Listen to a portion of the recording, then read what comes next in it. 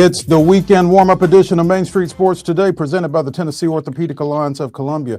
That's Wade Neely in his Christmas sweater. I'm Maurice Patton. We're coming to you from the Lee Company Studios.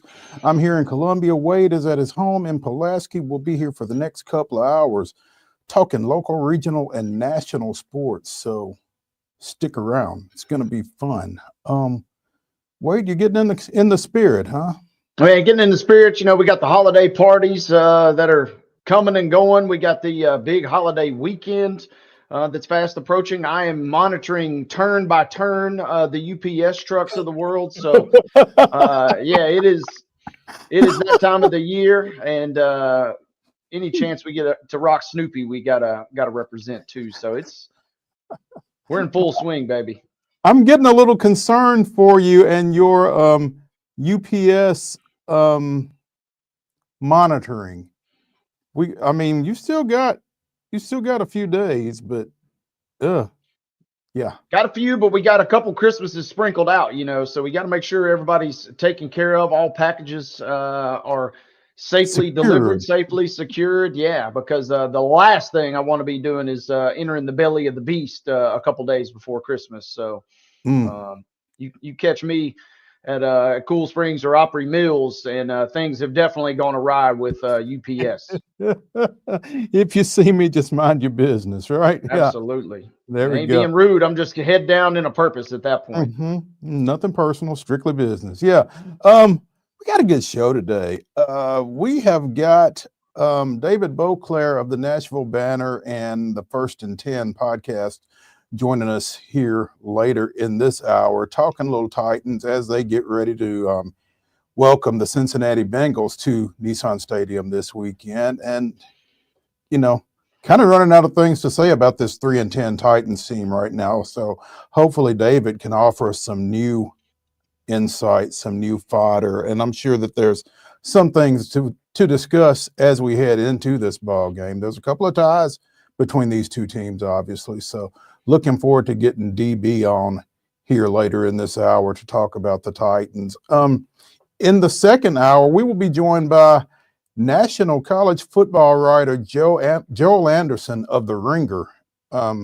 Looking forward to getting him on. This has been a bit of a process, actually, getting him onto our airwaves. So, again, looking forward to visiting with him. And we've got a little bit of a surprise guest coming up here in the next few minutes. We'll get to that in just a second. But, yeah, I'm excited about this weekend warm-up edition here. We got a lot going on. Some good stuff to talk about on this show that we've not had much opportunity to talk about. So, again, looking forward to all of that. Wade? Yeah, lot to tap into. Hopefully, our show today will be better than the show that the 49ers and the Rams put on last night. I told you guys it was going to be close and competitive. I told you it was going to be ugly. I didn't know it was going to be that ugly.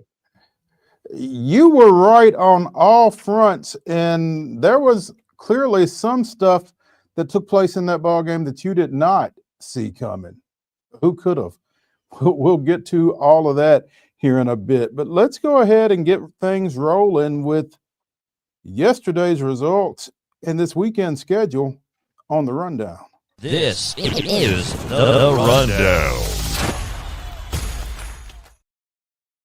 Let's hit you with the Friday rundown, but before we get into it, we want to remind you that it is brought to you by our friend Chip Walters of Exit Realty, Bob Lamb & Associates. The Blue Raider voice also wants to be your trusted advisor in real estate. So contact Chip at 615-542-1915 or visit his website at choosechip.net. That's Chip Walters, proud to support youth sports across Middle Tennessee. High school basketball doubleheader action tonight. All of these start at 6 o'clock with the girls. It's the Webb School of Bell Buckle traveling to Columbia Academy. Hey, real quick, we do have some results from last night. Oh, I just went straight to the schedule. My bad. Yes. Yeah. Let me back up. I'm clearly in a hurry. Let's start with girls basketball results from yesterday. There we go.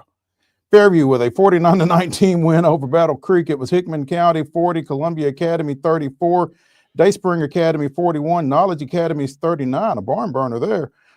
East Hickman 74, Mount Pleasant 13, not a barn burner there. Huntland with a 57-37 win over Culleoka. It was Trousdale County 62, Maplewood 22, McEwen 57, Dixon County 47. Mount Juliet defeated Marshall County 44-31. Nolensville with a 57-19 win over Spring Hill. It was Hume Fogg 47, Stratford 39, Summertown 40, Murfreesboro Central 17, and Summit 55, Shelbyville 45. Go to boys basketball scores from last night. Fairview picks up a 59-38 win versus Battle Creek. Columbia Academy downing Hickman County 55-53. Mount Pleasant on top of East Hickman last night 58-39. It was Culleoka 80, Huntland 56. Father Ryan taking care of John Overton 57-39. Dixon County downing McEwen 76-46. It was Marshall County winning versus Mount Juliet 75-61. Nolensville 80, Spring Hill 54. Hume Fogg takes care of Stratford 81-51. Summertown gets a nice win 77-35 over Murfreesboro Central Magnet. Shelbyville on top of Summit last night. Your final in that ball game was 44-41. Couple of professional scores to tell you from last night. NHL action, the Preds, my oh my, they did pick up a win. What a nice one it was. They defeat the Stars 4-1.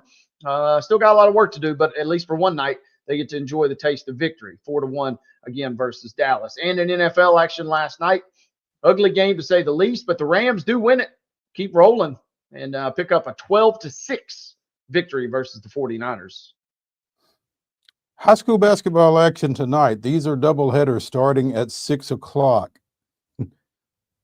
Pardon me for jumping the gun a second ago. Webb of Bell Buckle is at Columbia Academy tonight. That's a 6 o'clock start also. Oakland goes to Cookeville. Mount Juliet Christian is at Donaldson Christian. I'm not sure that's a doubleheader because I don't think Mount Juliet Christian has a girls team. Check your local listings there. Springfield is at Dixon County. Clarksville Academy goes to Ezel Harding. Fairview hosts Hickman County. Mount Pleasant travels to Giles County. Pulaski Citizen Live? Yes, sir. We'll be broadcasting beginning 5:45 airtime. There we go. Davidson Academy is at Good Pasture. Franklin Classical goes to Hampshire. Stewart County is at Harpeth. Hendersonville hosts Liberty Creek. McGavock is at Hume Fogg. East Nashville travels to Laverne. Lawrence County hosts in Columbia Central. Cane Ridge is at Lawson. Goodness, one side of town to the other. Good luck to the Ravens there. Green Hill is at Lebanon at 6. Procone is at Maplewood. Houston County goes to Montgomery Central. Mount Juliet hosts Wilson Central. Friendship Christian is at Nashville Christian. Independence goes to Nolensville. Page is at Ravenwood.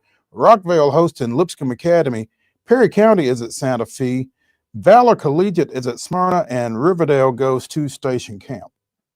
Other scores or other games on the docket tonight. Let's give you Gallatin, who's at Stewart's Creek. Again, all these getting underway at 6 p.m. John Overton is at Stratford. Battle Creek visiting Summertown tonight. It'll be Franklin on the road at Summit this evening. Cheatham County is at Sycamore. Joe Burns traveling to Todd County Central. That's out of Kentucky. Trousdale County will be at Watertown. Richland with the big doubleheader tonight on the road at Wayne County. It'll be Beach at White House Heritage. Culleoka rounding out your Friday doubleheader slate, traveling to Zion Christian. On Saturday, a couple of games here to get you tuned up for the weekend. Murfreesboro Central Magnet at Cannon County. That game gets underway at 6 o'clock. Earlier in the day, a couple more to give you here. FC Boyd Senior Christian will be at Franklin Christian. That game set to begin at 3 o'clock. And at 2:30, you can catch Middle Tennessee Christian, who will be on the road at Nashville Christian. These are girls-only games today. This is a 5:30 start as St. Cecilia travels to Harpeth Hall. St. Cecilia travels to Harpeth Hall. Sorry, 5:30. 6 o'clock start for Whites Creek at Antioch. Father Ryan is at Callaway County, Kentucky. That's a 6 o'clock start. Brentwood is at Centennial. Pretty sure that's a doubleheader starting at 6. Providence Christian goes to Franklin Road Academy. Kirkwood is at Hillsboro. Rossview is at Kenwood. Hunters Lane is at Martin Luther King. University School is at University School of Nashville is at Middle Tennessee Christian. Chattanooga Girls Prep comes to Pope John Paul II for a girls-only matchup at 6 o'clock. Clarksville is at West Creek, and Portland is at Westmoreland. On Saturday, girls only, 11 a.m. Clarksville Academy is at Callaway County, Kentucky. Brentwood and Bearden will match up at 1 o'clock. At 2 o'clock, St. Cecilia Academy goes to Franklin Road Academy.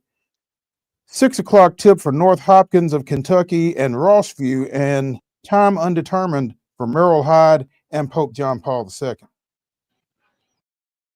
Other scores, or other schedule, I should say, for the weekend. Let's go boys basketball only. Let's go tonight, beginning at 4:30. Pope John Paul II taking on Hardin Valley. At 7:30, both of these contests. White House is at East Robertson. Chattanooga Prep will visit West Creek. On Saturday, we talked about it on yesterday's program, but Loretto will take on Stone Memorial. That game gets underway at 2:30. At 5:30, the Tennessee Heat will be at Upperman. 7:30, Lancaster Christian is at Ezell Harding, and Maryville, start time not available to us, will be playing Pope John Paul II. A couple other scores. Women's college basketball heading into the weekend. Doubleheader. Fisk is taking on the Virgin Islands. Sadly, not on the road. It's in Wilberforce, Ohio. Tough luck for you Fisk fans out there. 4 o'clock is your doubleheader start time for today. Saturday girls action. It'll be NC Central at University of Tennessee. The Lady Vols playing host to NC Central. Game gets underway at 1 o'clock. You can catch it on ESPN Plus. At 2 o'clock on ESPN Plus, you can see Evansville, who is at Vanderbilt. 2 p.m. special broadcast on ESPN Plus yet again, as Belmont will take on Mississippi State. Game is being played in Tupelo, to my understanding. A little neutral site showdown, as it were, between those two teams. More women's basketball. Doubleheader for Saturday as well. West Alabama is at Trevecca. Those get underway at 2 o'clock. MTSU will take on Kansas State. That game is going to be played in Springfield, Missouri, and that tips off at 5 o'clock. Can be seen on ESPN Plus. On Sunday, it'll be Lipscomb at Missouri. That game tips off at 3 o'clock. And at 4 o'clock, you can catch this one on the ACC network. It'll be Austin Peay on the road at California. Men's basketball action this weekend on Saturday, 2 o'clock tip as UT Southern goes out west, taking on Bethel over in McKenzie. Also at 2 o'clock, Johnson University comes to the Gentry Center, taking on Tennessee State. At 4 o'clock, you can see it on ESPN Plus. Southern Illinois is at Austin Peay. At 4:30 on Fox, top-ranked Tennessee travels to Illinois. And at 5 o'clock on ESPN Plus, it's Belmont at Richmond. On the ice tomorrow night, 8 o'clock, the Nashville Predators, on a one-game winning streak, travel to Colorado. You can see it again, 8 o'clock on FanDuel. NBA action tonight, 7 o'clock. The Nets come to FedEx Forum, taking on the Grizzlies. Again, 7 o'clock start on FanDuel, followed by the Grizzlies going out west, taking on the Lakers. That's an 8:30 tip, also on FanDuel Sports. And Sunday, 12 noon on Fox, it's the Cincinnati Bengals and the Tennessee Titans at Nissan Stadium. Ladies and gentlemen, that is your rundown.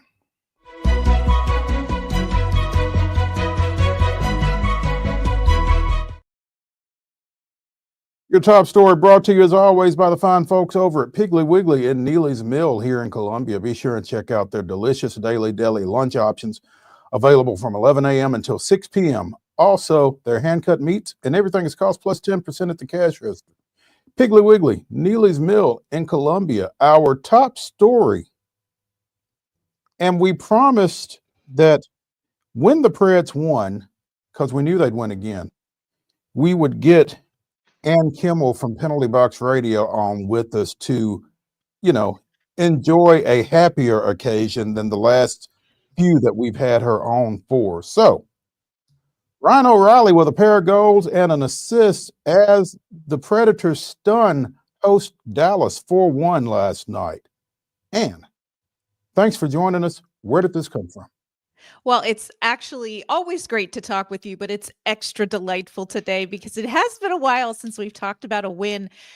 This is one of those wins where if you look at it on paper, you just have no idea where this came from because, of course, you have Roman Josi out with injury, Jeremy Lazon, Alexander Carrier out with injury. You have UC Saros needing some rest, so Eustace Ananen in net. And going against the Dallas Stars, this is a team that always gives Nashville trouble and, of course, has been far outperforming Nashville this season.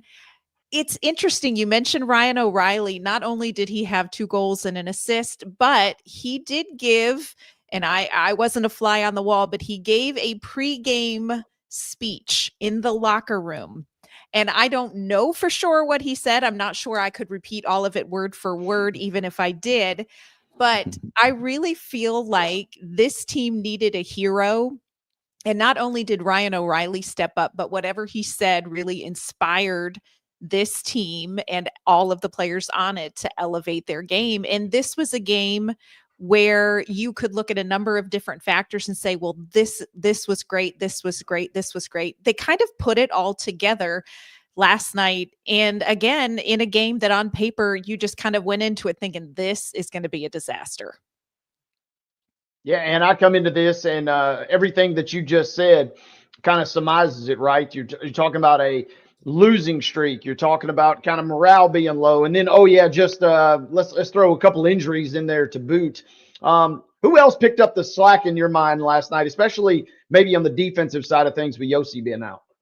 Yeah, that's a hard one to replace. Not only do you have to replace what he could do defensively, but you have to replace what he does offensively. And I want to give a shout out to these younger guys, or less frequently seen in the NHL guys. Kevin Gravel is 32, which is old in hockey years. But you have Kevin Gravel, Mark Delgaizo, Adam Wilsby, and Nick Blankenberg stepping up defensively for this team. And those four combined have only played 227 NHL games. So not a ton of experience there, but Blankenberg and Wilsby both scored goals. Now those two goals ended up not counting, but they were generating offensive chances. Adam Wilsby, Kevin Gravel also had assists on there. So not only were they able to perform very well defensively against a very strong offensively minded team, the Stars are in the top 10 when it comes to goals scored, but they were also able to generate some offense for this team, and that went a long way. You mentioned the two goals that were disallowed. Tommy Novak had a score early. Zach LaRue had a empty netter to round things out. I mean, it was an offensive explosion last night, basically. It felt like a windfall. The Nashville Predators have not won Frosties for this fan base in what feels like forever. I was thinking, gosh, I hope the Frosty machines are working around Middle Tennessee, because everybody is going to be so excited about this. But I mean, they got 6 pucks in the back of the net.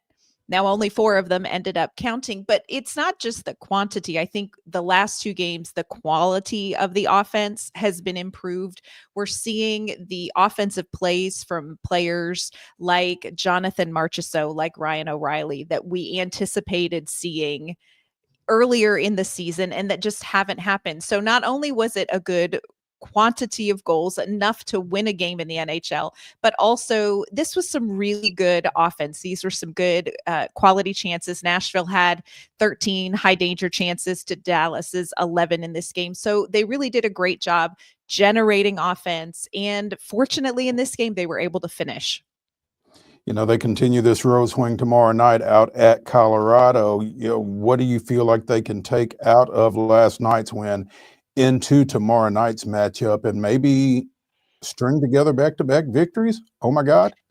I mean, I can hardly even imagine. We have a saying in our family, even a blind squirrel finds a nut sometimes.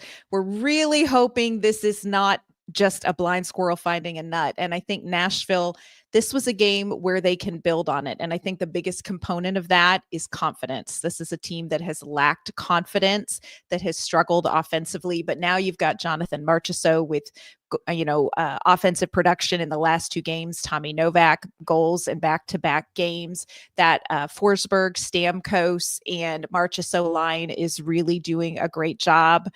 Ryan O'Reilly, Gus Nyquist, and Zach LaRue ended up together. So I think the confidence from this game against a very good Dallas team, and, Dallas didn't just underperform. Nashville played better.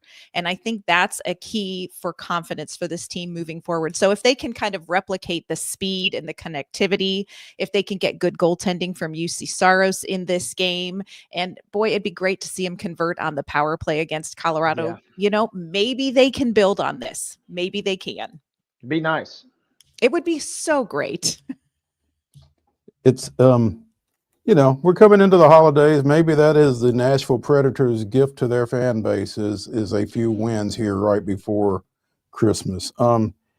and Kimmel of Penalty Box Radio joining us here on Main Street Sports today for our top stories. Again, as the Nashville Predators snap an 8-game skid with a 4-1 win at Dallas. And we appreciate you coming on with us to take us through that game. And, you know, maybe this is the start of something. We'll see. We'll see. It would be great if this is the start of this page turning. Absolutely. We'll talk to you soon. Thanks. Sounds great. Have a great weekend. Thanks. Hey, when we continue here on Main Street Sports today, presented by the Tennessee Orthopedic Alliance of Columbia, we will be joined by David BOCLAIR of the Nashville Banner and of the First and 10 podcast, talking little Titans heading into their game Sunday against visiting Cincinnati. Stay tuned when we come back to the Lee Company studios after this.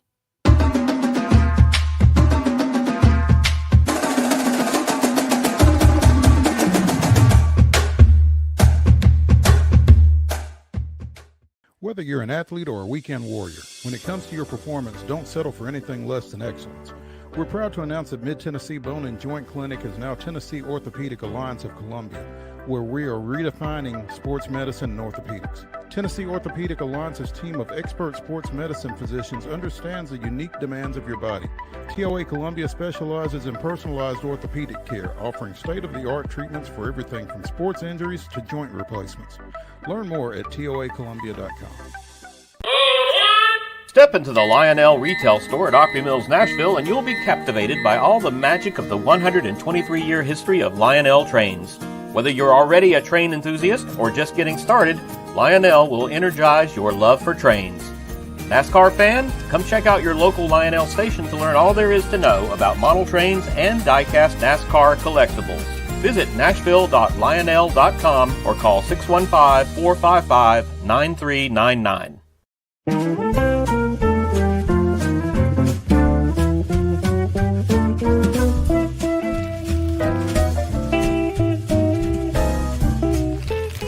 Well, we went all out for you this year, didn't we, little girl? Yep, we got you what you wanted with all the bells and whistles. A brand new car? Let's go check it out. Come on. We're here. Oh my gosh, we're going to the garage. I got a car. Yep, let's get in here. Let me show you what's going on. Hey, Mr. and Mrs. Duggar, got your 18 SEER heat pump with the ultraviolet home treatment system. I cannot believe it. Thank you. Yes! Give the gift of clean air this year. Merry Christmas from the Busy Bee family.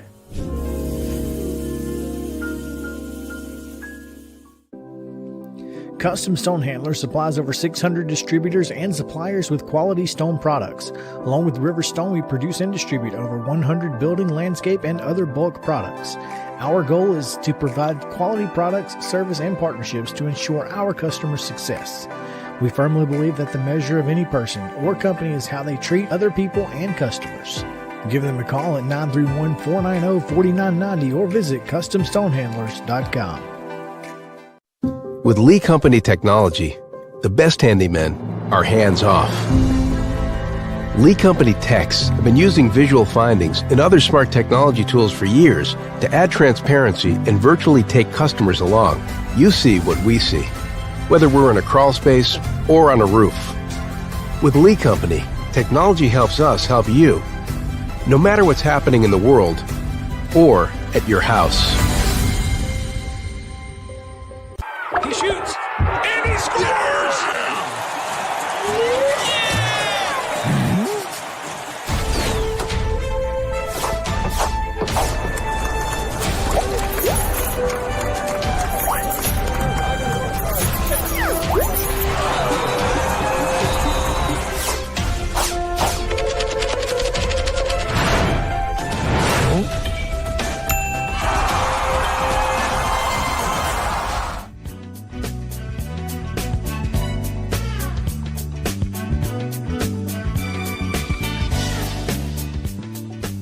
Welcome back into the weekend warm-up edition of Main Street Sports today, presented by the Tennessee Orthopedic Alliance of Columbia. That's Wade Neely, rocking the Snoopy Christmas sweater. I'm Maurice Patton. I'm not quite in the spirit just yet. We're here in the Lee Company studios. I'm here in Columbia. Wade's at his home in Pulaski, and we are pleased to be joined to talk a little Tennessee Titans football by David BOCLAIR of the Nashville Banner and of the First and 10 TENN podcast. You can find them at BOCLAIR Sports on Twitter. Mr. BOCLAIR, good afternoon. Hey, boys, how are you doing today? Doing well, trying to stay warm, man. Hey, tell us something that will get us excited about Sunday's ball game. I got nothing for you. I mean, I think Damn last it, Sunday, Dave. last Sunday was the day, right? If you were hanging on to some sort of hope, some sort of belief that, okay, this is a team that's going to find its stride at some point and at least do something to get you excited for the rest of the year or next season. I mean, that was the one that should have crushed everybody's hopes. I mean, when you can't score a touchdown against the Jacksonville Jaguars, when you can't stop them from driving to the game-winning touchdown in the fourth quarter, I mean, there was just nothing about that game that makes you think, okay, I like this about that team at least. I mean, it was, I mean, you just go back and look at the fact that it's been more than 2 years now since they've won back-to-back games, right? I mean, you got to go back to November 13th and 17th, 2022, which were the last 2 wins of that season. And, I mean, good teams play consistently well. This team does not play consistently well, not from game to game, not from quarter to quarter, not even from drive to drive. So this is what you're left with right now, a 3-10 team that is going nowhere fast. David, you and I have both been around another similar football program in this town, and trying to find positives just really, really gets harder and harder with each passing day. And so you've got some experience with this. I mean, even individually, is there anything that you see that makes you think, okay, this guy is coming along, or this guy is somebody that you can, look at as something for 25 or something, anything?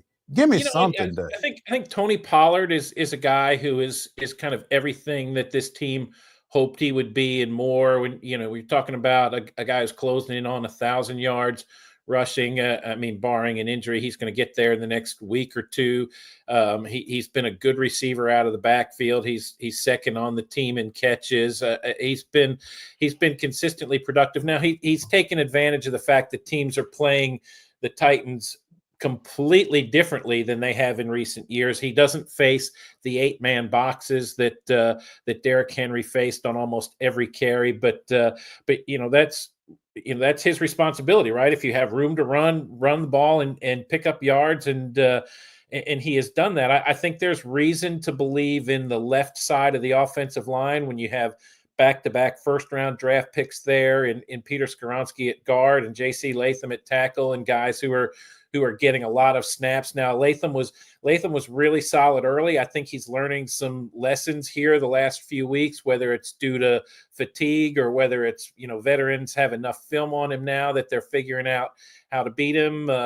He's going to have, you see that happening more often. So he's going to have to make some adjustments in the off season. But, the whole thing, and of course you've got the pairing on the other side of the line in Jeffrey Simmons and Travondre Sweat, and I think that's the one thing. If you wanna find some optimism for the future, the best thing to do is you build up your lines, and you've got the start of something on the offensive line there with those 2 first-round picks. You've got the start of something on the defensive line with Jeffrey Simmons, who's a perennial Pro Bowler at this point, and Sweat, who is a guy who looks like he could be that at some point. I mean, we've seen some opponents with these 300-pound massive defensive tackles. You just go back to 2000 and when the Ravens had Sam Adams and Tony Siragusa in there, and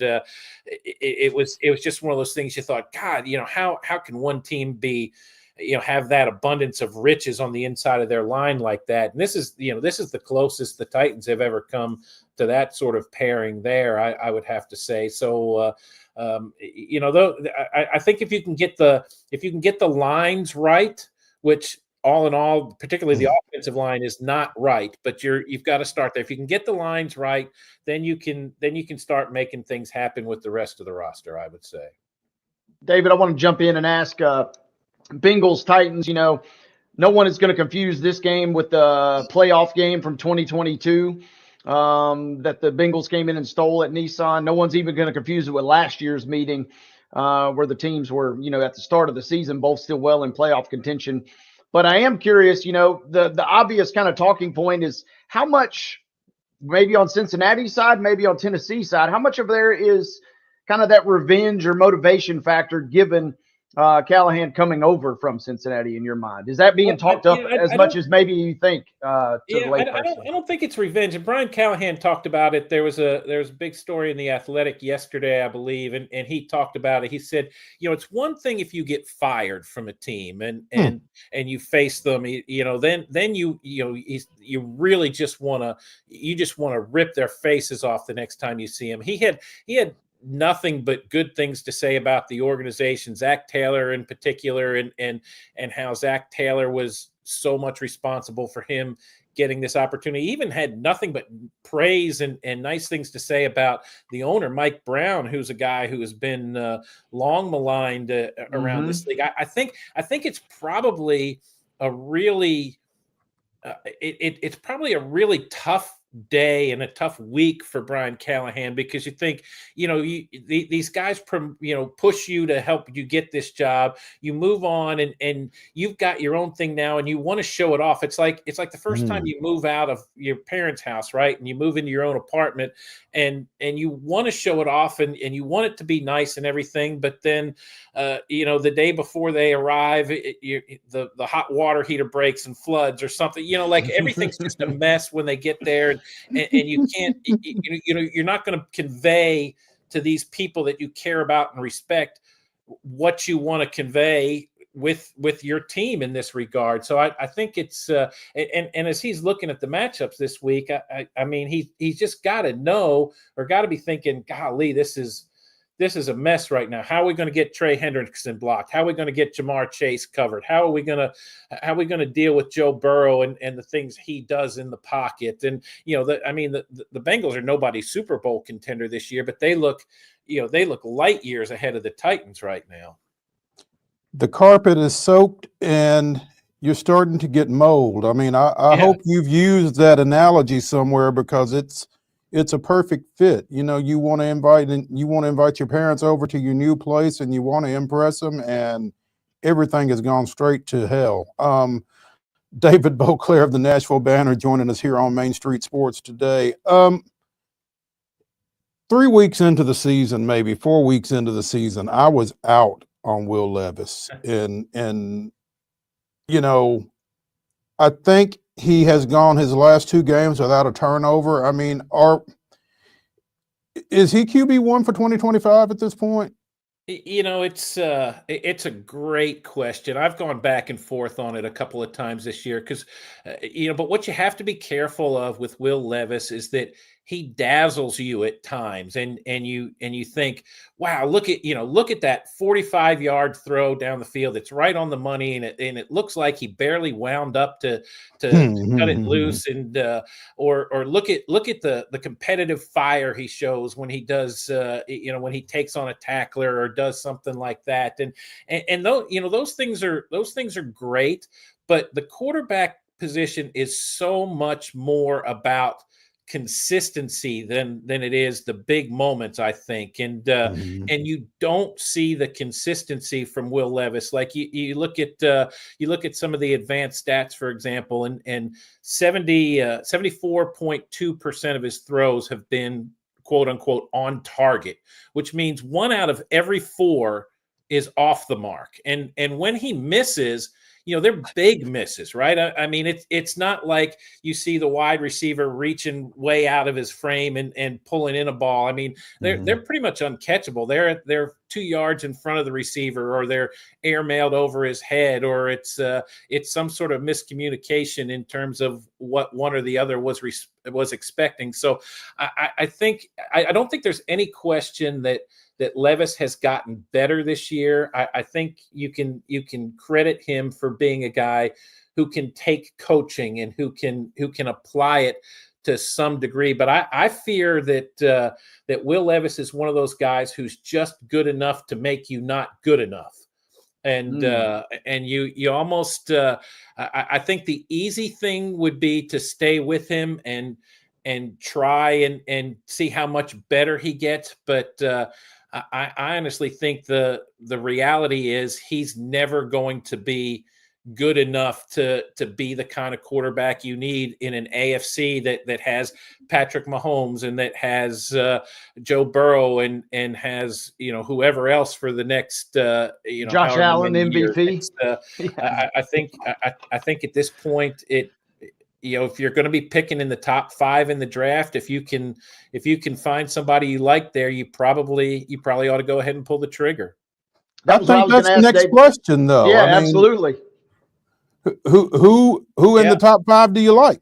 That's a great question. That's a question for Rand Carthen and Brian Callahan to answer. And everything we've heard during the offseason and during the season is that these two have this collaborative relationship and everything is happy every time they meet, and they are like-minded, and that was such a big part of making the coaching change and bringing Brian Callahan in.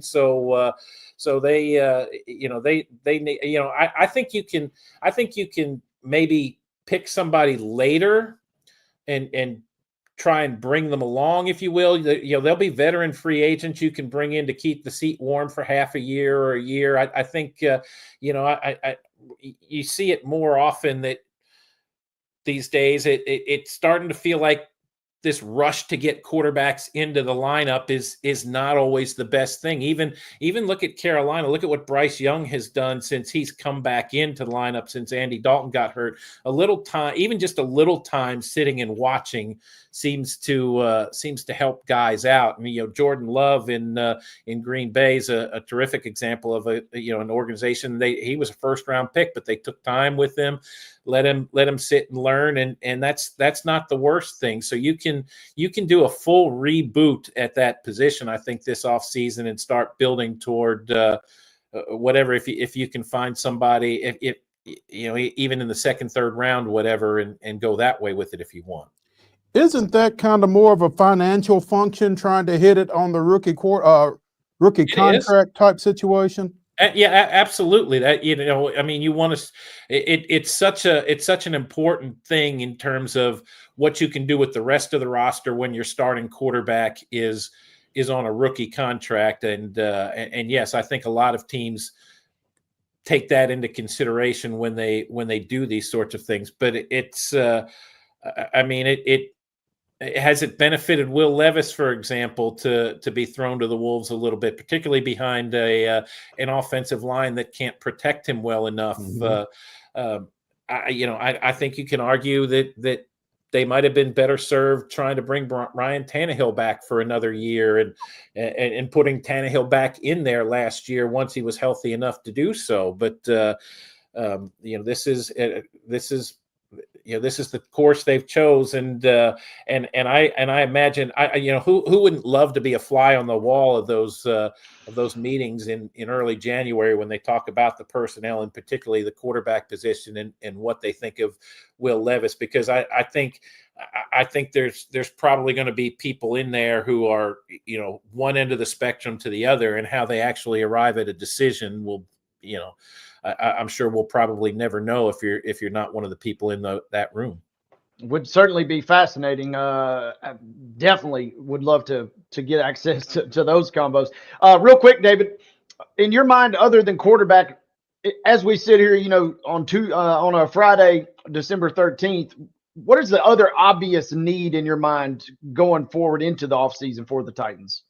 Well, you've got to fix the right side of the line. I mean, right tackle has obviously been an absolute disaster, and they haven't been able to get anything really out of anybody that they've tried there. And I can't remember a situation where you're just there's been years where this team has gone 3, 4, maybe even 5 guys deep at a particular position. 2012 was an example under even Mike Munchak as head coach at that point couldn't fix the offensive line when you got deep enough into the depth chart. But here it's not injuries. It's just they're just trying different guys and not getting anything out of it. So you have to get that position locked down at some point here. And they've been trying for years now, going back to what, 2020 at least, or 2019 with Isaiah Wilson and then Dylan Radens, and nothing has worked out really in terms of their draft efforts at that spot. So you're going to have to try again and see if you can get that right. I think you need to be younger and a little more athletic at the inside linebacker position, and you need to keep working on the cornerback depth. You thought you had cornerback locked down with Chidobe Awuzie and L'Jarius Sneed, and those two guys have both been hurt, barely played any snaps together. Roger McCreary, your slot guy, you felt really good about that. He's had to do more than you wanted. Jarvis Brownlee looks good. I mean, you've got to decide if Awuzie and Sneed are healthy enough to do next year what you thought they were going to do this year, and if not, then you've got to sort of reload there too. I mean, there's no shortage of places that are going to need attention this offseason. How frustrating is it for Big Coach, do you think, David, that right tackle and the right side of the line haven't come together any better than they have?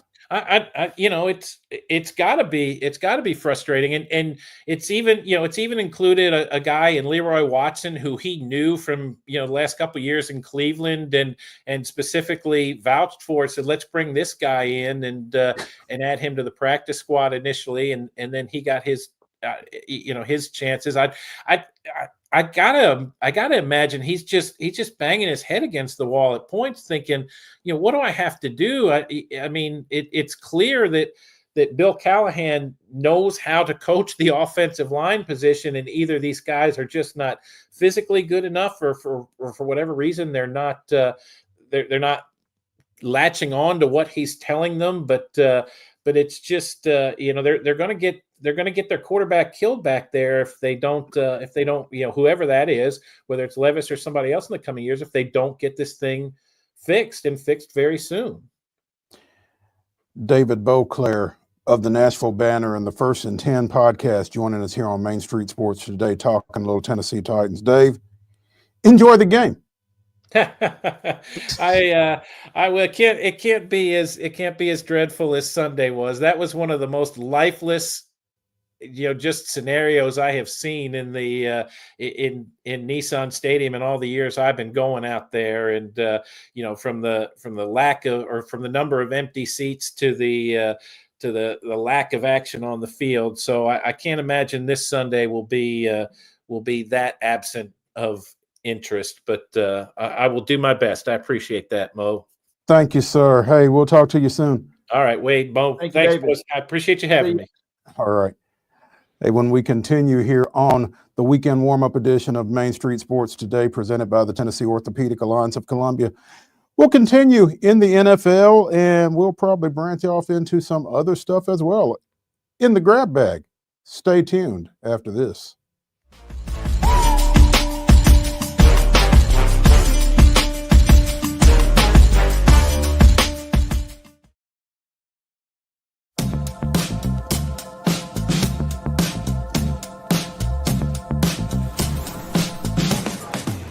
Do you wanna be a bad man? Yes, you do. Do you wanna taste sweet salvation underneath the summer moon? Do you need another hand now? Yes, you do. Go see Miss Josie down on Columbus Avenue. All right, Columbus Avenue. At Delta Dental of Tennessee, we know our success begins and ends with providing superior quality service, and that includes serving those who need it most. This year, we're celebrating 25 years of giving back to the community we call home. Delta Dental, along with our Smile 180 Foundation, supports Tennessee's dental colleges and oral health education, children's hospitals, free and reduced cost dental clinics, and other like-minded charities. Here's to the next 25 plus years of ensuring healthy smiles. So Busy Bee is a very close-knit family. We fight just like every family does. We have arguments, but we always come out with a solution to the problems. We don't just fight about what we want, we fight about what customers need. We want to make sure that every customer we go to is more than satisfied. And that doesn't just start whenever we show up at their door, that starts when we show up every day at work. We want to make sure that we are serving our customers to the best of our ability.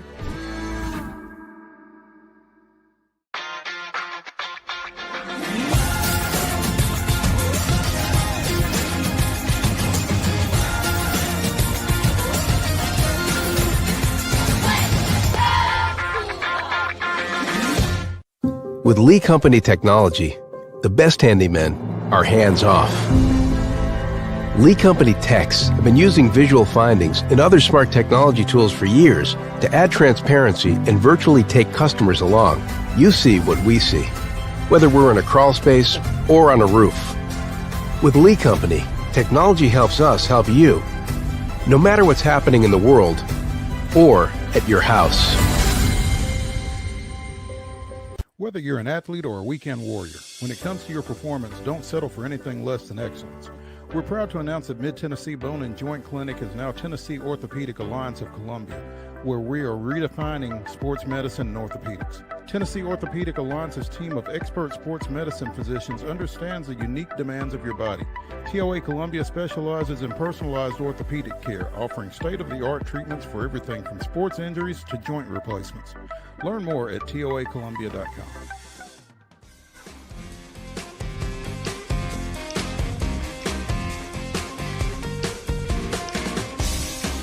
The weekend warm-up continues here on Main Street Sports Today, presented by the Tennessee Orthopedic Alliance of Columbia.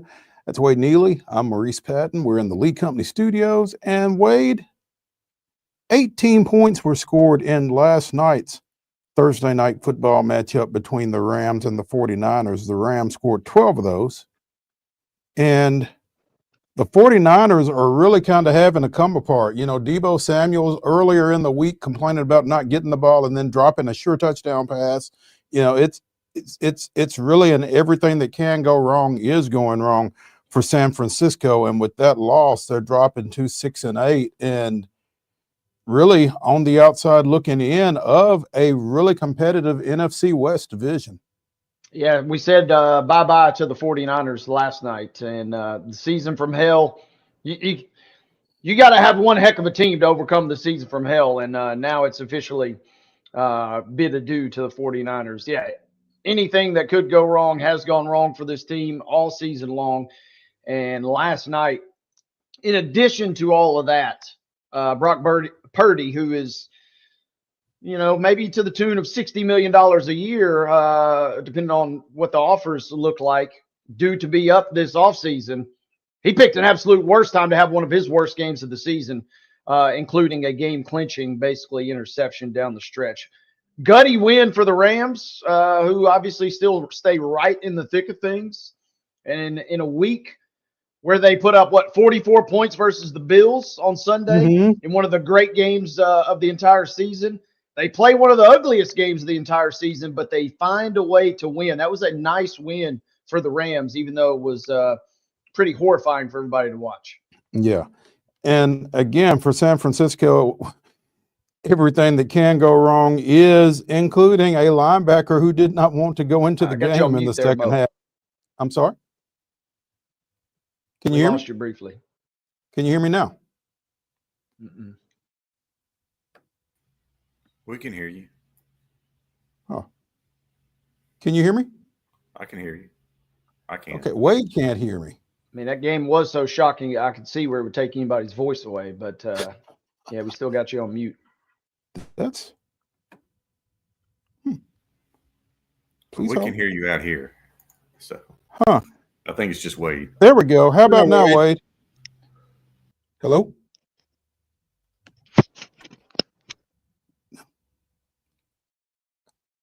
I can't hear Wade either. So, Mark, you say you can hear me? I can hear you. I can't hear Wade now. Huh. I'm not sure what happened because I didn't change anything. Cannot hear you, Wade. Oh, there you go. Wade?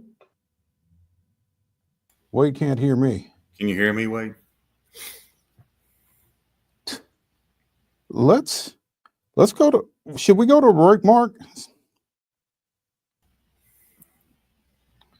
Yeah, let's do it. Okay, let's go to break.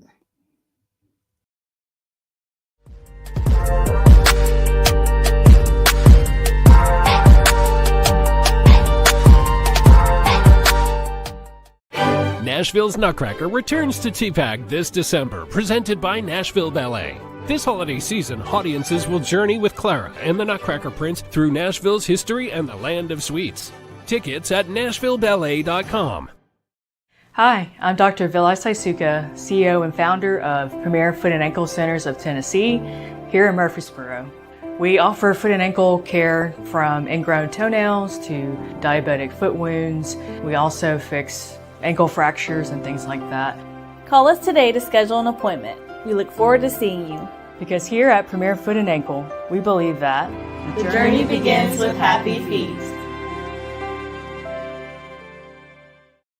Whether you're an athlete or a weekend warrior, when it comes to your performance, don't settle for anything less than excellence. We're proud to announce that Mid-Tennessee Bone and Joint Clinic is now Tennessee Orthopedic Alliance of Columbia, where we are redefining sports medicine and orthopedics. Tennessee Orthopedic Alliance's team of expert sports medicine physicians understands the unique demands of your body. TOA Columbia specializes in personalized orthopedic care, offering state-of-the-art treatments for everything from sports injuries to joint replacements. Learn more at toacolumbia.com. Jones & Lang Sporting Goods here in Columbia has been outfitting teams, officials, and anybody else from T-ball to college for 50 plus years. Be sure and check them out at 931-388-8060 or online at jonesandlang.com. Jones & Lang Sporting Goods, the look of a winner. Zion Christian Academy, zioneagles.org or 931-388-5731. You can schedule your appointment. Go tour their campus. It is beautiful over there, and you're definitely going to want to see it. Again, it's zioneagles.org. Give them a call, 931-388-5731, and schedule your tour today. With Lee Company technology, the best handymen are hands-off. Lee Company techs have been using visual findings and other smart technology tools for years to add transparency and virtually take customers along.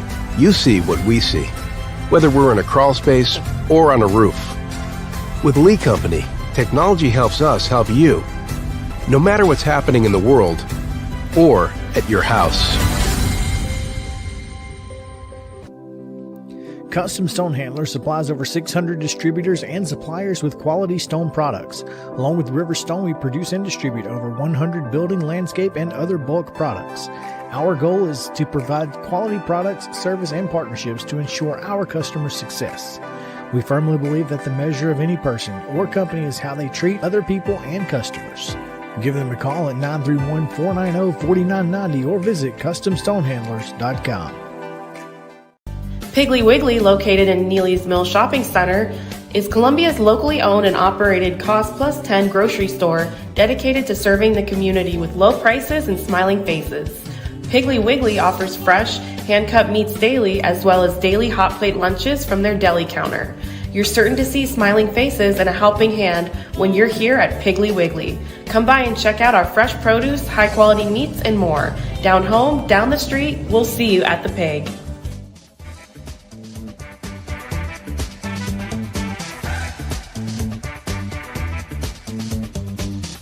Let's try this again. Hey!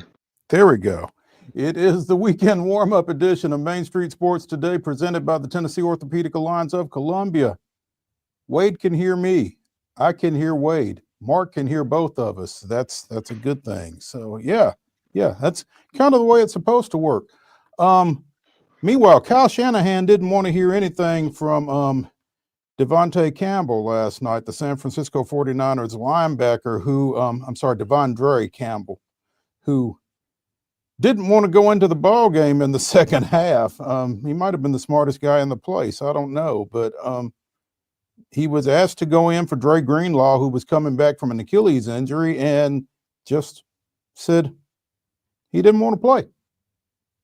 So on top of everything else that the 49ers have got going on, they've got a little mutiny situation going on, I guess. I imagine they'll get that taken care of, though, if not today. If it's not already been taken care of, I'm sure it will be soon enough.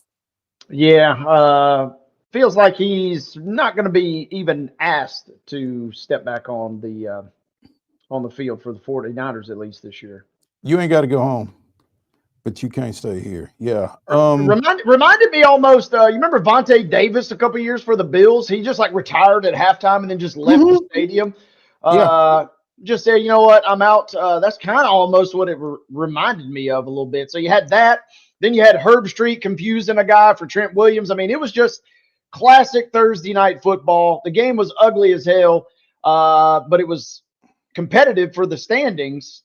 Al Michaels, who's been kind of a grump all year about the games that he's been having to do, it was perfect for him because he matched the energy of the game perfectly last night. So, I mean, it was unusual.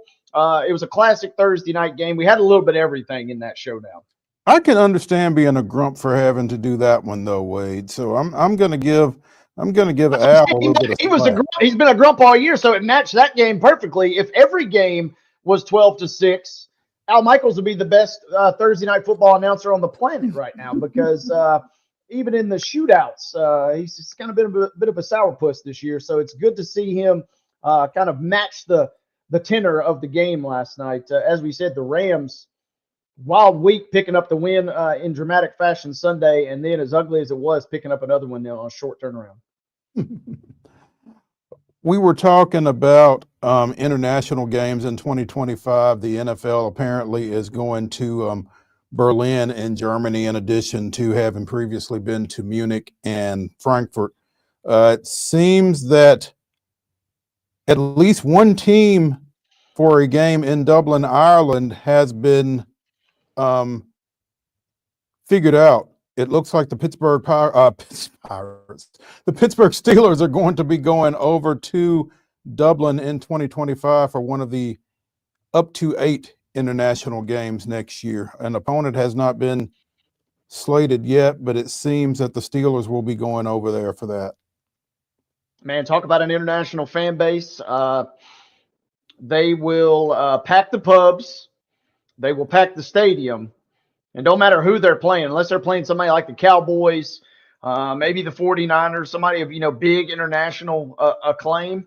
That'll be yet another Steelers takeover, kind of like they do at a lot of stadiums. The Pittsburgh Steelers would be playing at Croke Park. Croke Park, yeah. The Gaelic Athletic Association and the Steelers have built a strong relationship with GAA leadership coming to the Rooney Sports Complex in Pittsburgh back in March. So they've already kind of got a relationship between that country and that team. So it feels like kind of a natural. The Steelers have expressed significant interest in being that team going to Ireland. So we will see what happens with that, but that is kind of picking up steam there.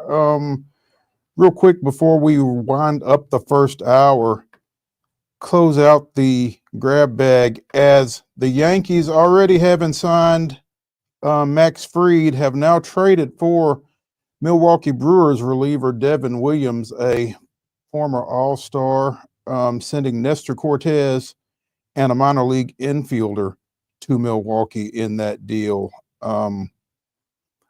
Williams, despite injuries this past season, had a 1.25 ERA with 38 strikeouts in 21 2/3 innings. He is going into the final season of his contract, so the Yankees, I'm sure, will try to re-sign him over the course of the season, but he is a potentially 1 year and out with the Yankees this year. But they are reloading, the American League champions are. Good to see the Yankees get out and, make a little bit of a splash after they got embarrassed earlier in the week. Yeah.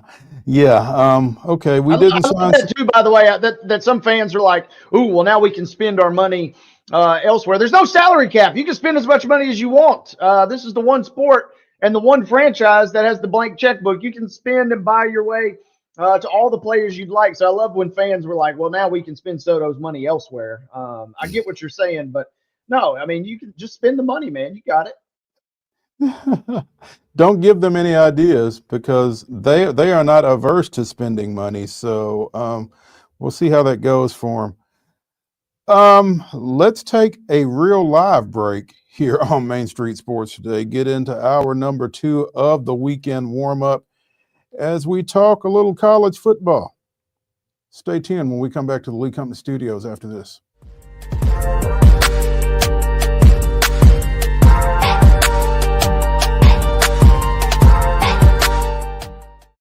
Nashville's Nutcracker returns to TPAC this December, presented by Nashville Ballet. This holiday season, audiences will journey with Clara and the Nutcracker Prince through Nashville's history and the land of sweets. Tickets at NashvilleBallet.com. Hi, I'm Dr. Vilai Saisuka, CEO and founder of Premier Foot and Ankle Centers of Tennessee, here in Murfreesboro. We offer foot and ankle care from ingrown toenails to diabetic foot wounds. We also fix ankle fractures and things like that. Call us today to schedule an appointment. We look forward to seeing you. Because here at Premier Foot and Ankle, we believe that the journey begins with happy feet. Whether you're an athlete or a weekend warrior, when it comes to your performance, don't settle for anything less than excellence. We're proud to announce that Mid-Tennessee Bone and Joint Clinic is now Tennessee Orthopedic Alliance of Columbia, where we are redefining sports medicine and orthopedics. Tennessee Orthopedic Alliance's team of expert sports medicine physicians understands the unique demands of your body. TOA Columbia specializes in personalized orthopedic care, offering state-of-the-art treatments for everything from sports injuries to joint replacements. Learn more at toacolumbia.com. Jones & Lang Sporting Goods here in Columbia has been outfitting teams, officials, and anybody else from T-ball to college for 50 plus years. Be sure and check them out at 931-388-8060 or online at jonesandlang.com. Jones & Lang Sporting Goods, the look of a winner. Zion Christian Academy, zioneagles.org or 931-388-5731. You can schedule your appointment. Go tour their campus. It is beautiful over there, and you're definitely going to want to see it. Again, it's zioneagles.org. Give them a call, 931-388-5731, and schedule your tour today. With Lee Company technology, the best handymen are hands-off. Lee Company techs have been using visual findings and other smart technology tools for years to add transparency and virtually take customers along. You see what we see, whether we're in a crawl space or on a roof. With Lee Company, technology helps us help you, no matter what's happening in the world or at your house. Custom Stone Handlers supplies over 600 distributors and suppliers with quality stone products. Along with River Stone, we produce and distribute over 100 building, landscape, and other bulk products. Our goal is to provide quality products, service, and partnerships to ensure our customers' success. We firmly believe that the measure of any person or company is how they treat other people and customers. Give them a call at 931-490-4990 or visit CustomStonehandlers.com. Piggly Wiggly, located in Neely's Mill Shopping Center, is Columbia's locally owned and operated Cost Plus 10 grocery store dedicated to serving the community with low prices and smiling faces. Piggly Wiggly offers fresh, hand-cut meats daily as well as daily hot plate lunches from their deli counter. You're certain to see smiling faces and a helping hand when you're here at Piggly Wiggly. Come by and check out our fresh produce, high-quality meats, and more. Down home, down the street, we'll see you at the Pig.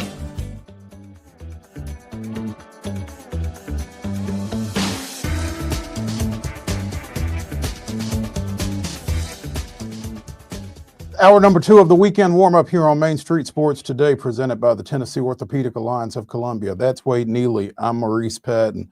Wade, does one Bednarik Award and one Biletnikoff Award equal one Heisman Trophy? You know, that's going to be the interesting question heading to this weekend, right? You would think. No one has ever done what Travis Hunter did last night, which was the first college football player ever to claim both the Bednarik Award, which goes to the top defensive player in the country, and the Biletnikoff Award, which goes to the sport's top wide receiver. Now, there are those that would tell you that he's not the best receiver in the country. He's not the best defensive back in the country, but nobody else has done that. And that's got to kind of give him a leg up, you would think, going into tomorrow's Heisman Trophy Awards presentation, where he will be joined in New York by Ashton Jeanty of Boise State, Cam Ward of Miami, and Dylan Gabriel of Oregon. And I can't remember when the two quarterbacks up for this award were such an afterthought. Yeah, Gabriel waited probably one game too many to really put forth an effort. If he had played if he delivered numbers like he did in the Big Ten championship game one or two more times this season, he probably would be enough to overtake Hunter. And you know, I had a vote for the Bednarik, and I had a vote for the Maxwell Award, which is kind of that quote unquote MVP. I voted Travis Hunter, and then I voted a gentleman from Ohio State, Mr. Caleb Downs. I hate to admit it, but I did have him number 2, and then Abdul Carter number 3 for Penn State. But I had Jeanty also as your Maxwell Award winner, so I'm feeling pretty good about that. I'm like you. I think the fact that he's got so much buzz, the fact that there's a down year in terms of quarterback play going into the season, it felt like it was either Ewers or Beck probably to just run away with it. We're just so used to the SEC quarterback that has the best record probably winning this thing. That's not how it played out at all. And instead, it's kind of a perfect storm for a perfect kind of generational type talent to potentially win this thing tomorrow night. It's going to be a fun ceremony, but it feels like Hunter's going to take it down. Funny that you mentioned the SEC quarterbacks, because this is the first time that the SEC has not had a Heisman Trophy finalist since 2017. I mean, just nobody was there, right? Ewers got hurt, and then when he came back, he was not really the same. Beck was some good, but a lot of bad this year. And Milroe was very, very inconsistent. So there just wasn't that guy this year. For a brief moment, the only two really that, you know, maybe you entertained the thought is Nussmeier from LSU, and then we saw what he did on a national stage, kind of getting embarrassed and seeing ghosts there for a little bit. And then Jackson Dart. If Ole Miss had not stubbed their toe so many times, I feel like he would have fulfilled that role of insert quarterback for best team here, because his numbers were great, but he just didn't do enough. And so we end up kind of being shut out in that regard for the SEC. Yeah. I think it's going to be tough for Hunter, the novelty of Hunter, to not pull him through in this thing. I mean, going both ways at, you know, such a high level, even though there are some, again, that would tell you he may not be the best receiver in the country, may not be the best D-back in the country, but he's certainly one of one when it comes to doing both. So, absolutely. And that's the thing, right? I don't think he's the best receiver. I don't think he's the best defensive back, but there ain't anybody else that's doing what he's doing. And he's doing both at an exceptionally high level. That combination alone is enough to pique my interest. And I think he's going to end up winning this thing tomorrow, which is going to be really special. And then obviously we'll see what happens in terms of him at the next level, because this is beyond kind of anything like we've ever seen before. You know, Woodson obviously played some offense. Woodson was an electric special teams player, but he was not putting up the offensive numbers that Hunter was. This is just out of control. And Colorado, if they had gone 3-9, Mo, you know, we're probably talking about a different story too. The fact that they turned their season around really also bolstered. This was a fantastic season for this kid. This team was in contention for a college football playoff position until maybe the last 2 weeks. What was it? Was it Arizona State that killed them? Who was it that knocked them out? Kansas. Yeah. Kansas. Everybody's favorite. Yeah, exactly. Yeah.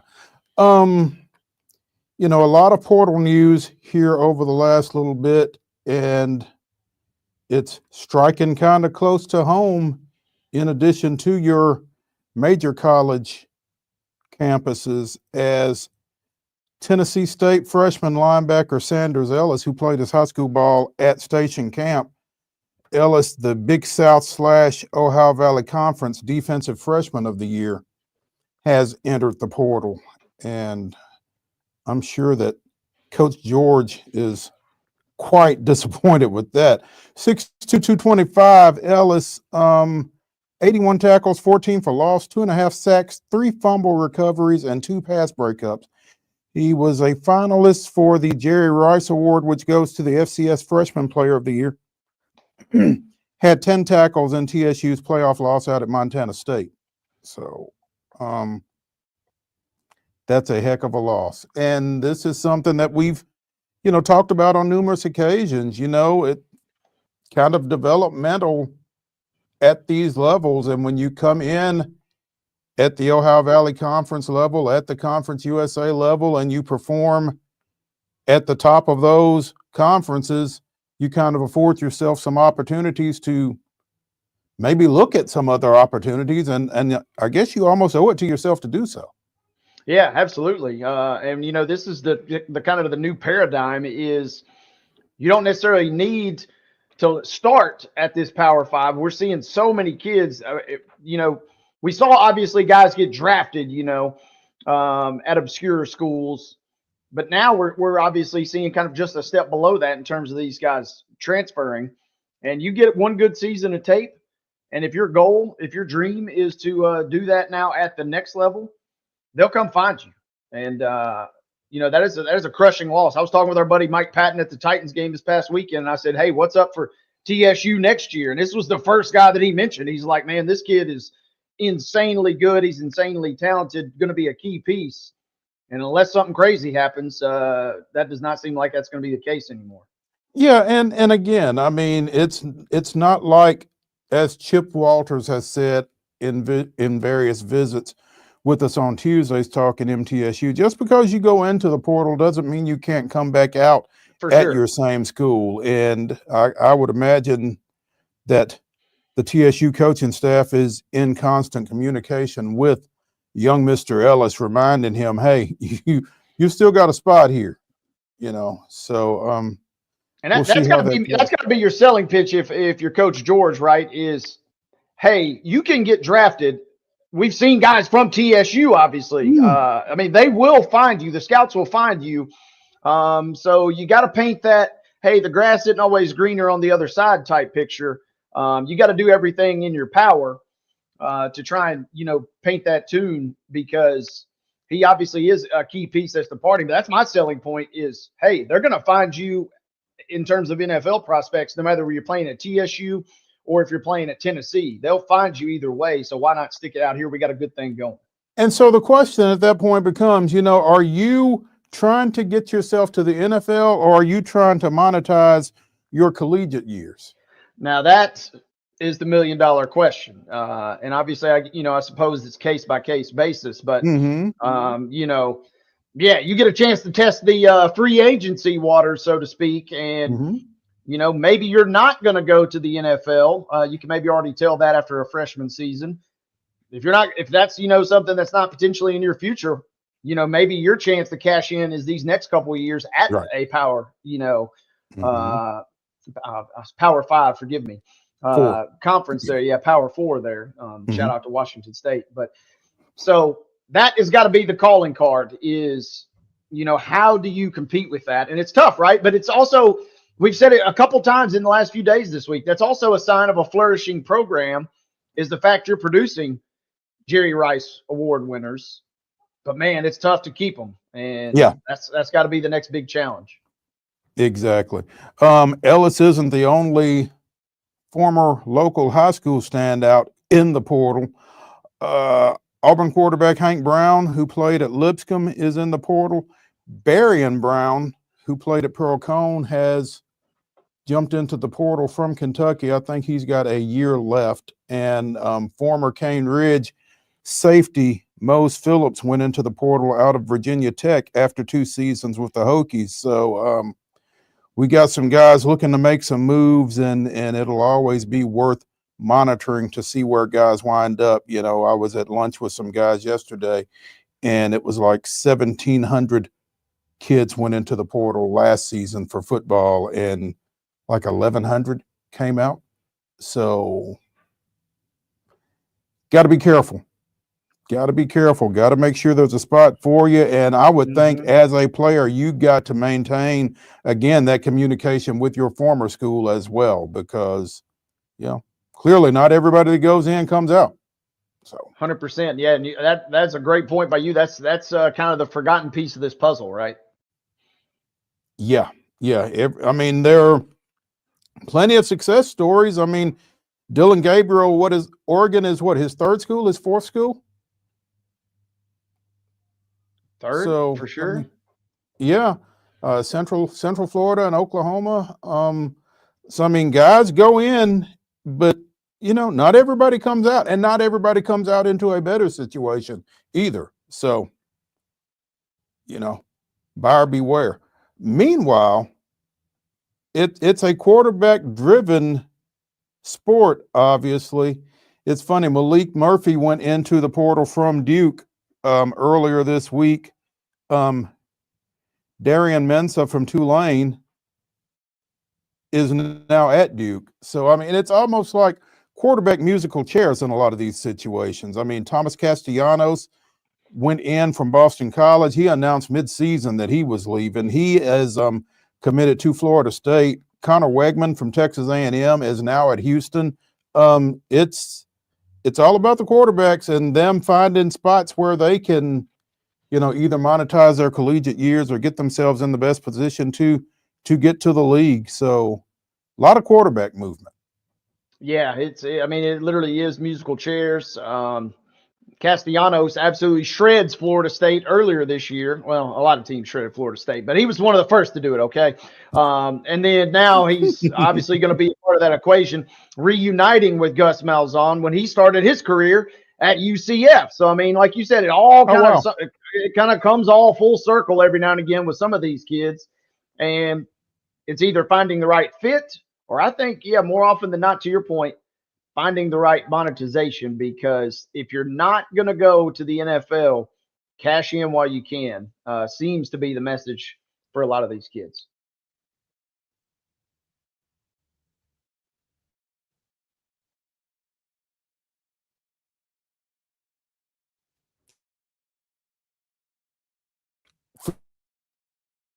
For sure.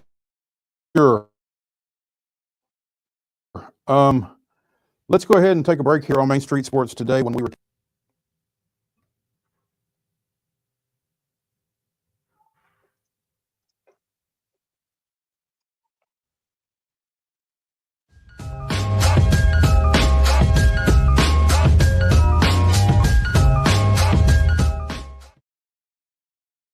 Hi, I'm Riley, a certified physician associate here at Premier Foot and Ankle Centers of Tennessee.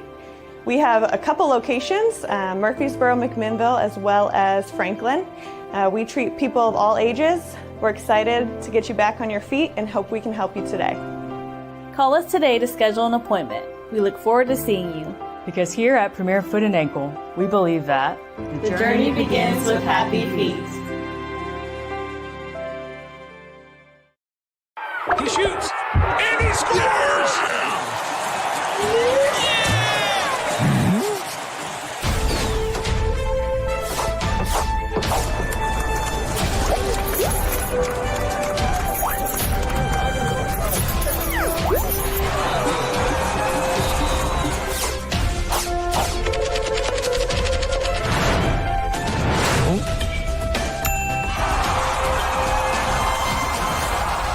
Whether you're an athlete or a weekend warrior, when it comes to your performance, don't settle for anything less than excellence. We're proud to announce that Mid-Tennessee Bone and Joint Clinic is now Tennessee Orthopedic Alliance of Columbia, where we are redefining sports medicine and orthopedics. Tennessee Orthopedic Alliance's team of expert sports medicine physicians understands the unique demands of your body.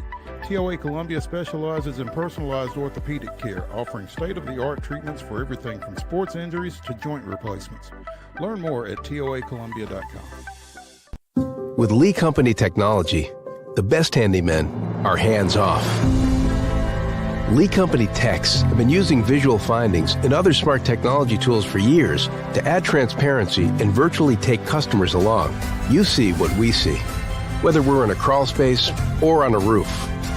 With Lee Company, technology helps us help you. No matter what's happening in the world or at your house. Jones & Lang Sporting Goods here in Columbia has been outfitting teams, officials, and anybody else from T-ball to college for 50 plus years. Be sure and check them out at 931-388-8060 or online at jonesandlang.com. Jones & Lang Sporting Goods, the look of a winner. Zion Christian Academy, zioneagles.org or 931-388-5731. You can schedule your appointment. Go tour their campus. It is beautiful over there, and you're definitely going to want to see it. Again, it's zioneagles.org. Give them a call, 931-388-5731, and schedule your tour today. Piggly Wiggly, located in Neely's Mill Shopping Center, is Columbia's locally owned and operated Cost Plus 10 grocery store dedicated to serving the community with low prices and smiling faces. Piggly Wiggly offers fresh, hand-cut meats daily as well as daily hot plate lunches from their deli counter. You're certain to see smiling faces and a helping hand when you're here at Piggly Wiggly. Come by and check out our fresh produce, high-quality meats, and more. Down home, down the street, we'll see you at the Pig.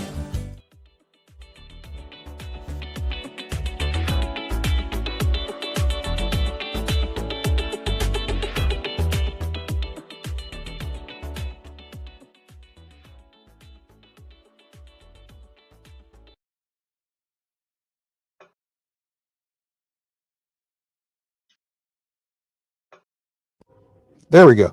The weekend warm-up continues here on Main Street Sports Today, presented by the Tennessee Orthopedic Alliance of Columbia. I'm Maurice Patton. That's Wade Neely. We are struggling through this Friday, but we are pleased to be joined by our next guest. And I will tell you that, sometimes we're able to access guests pretty quickly, pretty easily. Other times it's a bit of a slow burn, as it were.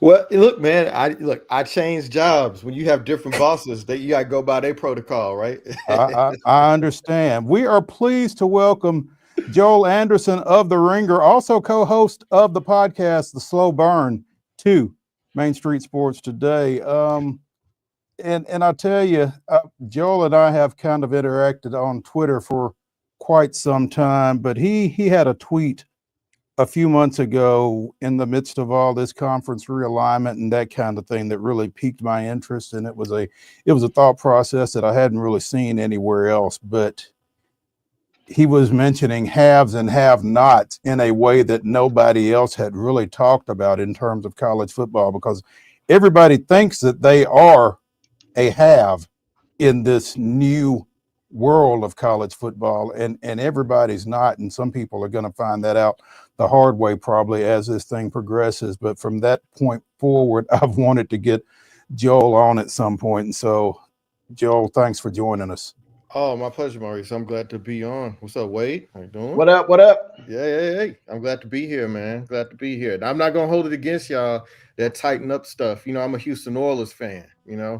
So I'm an original OG Houston Love You Blue fan. So I'm doing this despite some significant hesitation here about what happened with my team. Now I understand that. I appreciate that's justifiable. that.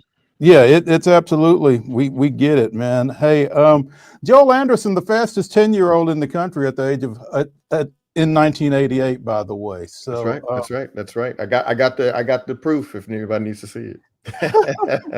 Joel, we are through this first year of kind of this new world with the the 16-team Southeastern Conference and the 12-team college football playoff and that kind of thing. Is there any single thought that congeals for you in terms of college football and where we're at this point? Well, I think it really worked out. That's sort of my thought. And I'll go back. There was a Saturday, maybe a couple weeks ago, maybe 3 weeks ago. And it was late. I live in California, so I catch, I'm able to watch pretty much football all day if my kids are allowing me to. And I was watching Washington State and New Mexico, and then BYU had to play Houston. And do you know why? I'm a college football sicko. I'll watch the late game because I'll watch the late game. But both of those games had playoff implications. And that's just not something that you could have said years ago. Maybe one of those teams could have had an outside shot at their conference title. Maybe they would have had a better slot in the bowl. The bowl, maybe they could have a better bowl slot, but it legitimately could have affected who was the 11th or 12th seed in the playoffs. And that's a good thing. Like, it's good for more people and more fan bases to feel invested in what's going on. For so long, if you were sort of on the outside looking in, if you weren't, one of the 3 teams in the SEC that gives the SEC its reputation, or Ohio State or something like that, then wasn't a lot for you to look forward to. If you weren't, you're not a rabid fan, you're not interested in traveling to go see the New Orleans Bowl, not the Sugar Bowl, the New Orleans Bowl, right? Right. The Arnell Carriers Bowl. So it's I think it's only a good thing that we've expanded the interest of the game. I have my critiques of it. Like, I would prefer if the schools paid the kids directly, and that's going to happen. And I want the kids to get their share of the TV revenue that's running around out there. But on the whole, I think this is a move in the right direction. Now, will we like the final product? Like, will we like the championship game when it comes out? I mean, that remains to be seen. But so far, I think this has been a pretty great first season of college football under this new structure. You just brought up an interesting point, Joel. How much of the future of the sport do the execs need a big playoff? Do they need 2 absolute blue bloods meeting in the championship and an electric championship game for this to feel like a quote unquote win in your mind? I'm curious on that. I think they know that they're going to get that. Like, it kind of strains credulity to believe that Boise State or Arizona State or SMU are going to make the final, because it's really hard to win, 3 games against really good teams, right? So I think we all sort of know that the pool of teams that are going to win are like limited to, Oregon, Georgia, Ohio State, Texas, maybe Tennessee. We'll see. But you know what I mean? But so they're going to get that big brand name. The issue is, like, how are they going to look by the time they get there? Because I was noticing, the SEC championship game, man. Carson Beck gets hurt. The backup quarterback gets hurt. When you play against teams that can hit back and they've got some depth, like, you're going to lose some people. And I'll never forget. You guys know this, and I'm not to diminish the last Tennessee national championship. Tennessee didn't play against Chris Winkie. They played against Marcus Alpson, and that was in that iteration of postseason college football. So I think we can expect that we're going to see some injuries that we don't want to see, and that will probably affect what happens. But I still think that we're, for the most part, going to get 2 big powerhouse programs in the final, no matter what. Before we get to the college football playoff with games beginning next week on campus, this Army-Navy game, where it falls, it doesn't necessarily get the attention it deserves. But this particular Army-Navy game, I don't know that we've seen both these teams be as good as they are right now at the same time. This is going to be a ball game tomorrow that's pretty compelling, I think. Yeah, I think that, it always has sort of been an afterthought, because it usually happens after the conference championships or whatever. Mm-hmm. It's going to be, it's placed in sort of a really good way right now, because people are looking for some football to watch. The playoffs are not getting started up yet, and they're both really good. And how many times in our lifetime have we seen them both be good at the same time? It's been a long time. So yeah, I think that also, Army-Navy is not really about the football, right? Mm-hmm. It's about the scene and what it looks like to see the cadets and all those people in the stands, and it looks gray and drizzly. Like, it says something about that time of year and these teams and the way the people, what those programs used to be. Like, it sort of hits in on a sort of like college football fall nostalgia. So that they're going to be good this year is a bonus, and I bet that number is going to do Buffalo ratings. And also, there's going to be a little politics involved. There's going to be some folks at the game that are going to be willing, that are going to draw people, and there's going to be some news. President-elect Trump is going to be there. So yeah, there's going to be a lot to take away from that day, I think. Joel, I want to ask you before we go any further. Are you a Longhorns fan? I got to ask that first and foremost. Come on, what? Of course not. Oh. Okay, just making sure because I love the press box, and so that with that being said, I got to ask you, what's it like dealing with Brian Curtis and dealing with just being in Texas and dealing with rabid Longhorns fans who now have a taste? I mean, just a taste of maybe this could be our year, even though they've had 2 epic letdowns thus far. I know. Well, look, Brian is probably the best possible Longhorns fan. He's not obnoxious. He is level-headed. Yeah, he's a very level-headed guy. Like, he's understands that program is one of the biggest underachievers in college football since desegregation. So he understands that, like, UT, like, for all its money, for all its prestige, for its recruiting wins, I mean, bro, they won 3 Big 12 titles. Okay, 3. In that iteration of the league, so he understands. But yeah, so I grew up in Texas. I'm from Houston. I went to school at TCU, played ball there a little bit, and yeah, like, I don't like Texas at all. I think it's an overrated program. Their great years, their great years were under Darryl Roll, man. Mac Brown had a couple of good years. Obviously, I mean, with Vince Young and everybody, but I think that's still wildly underachieving considering the resources they have at their disposal and the houses they can get into. Like, they should be much better than that, and they haven't been.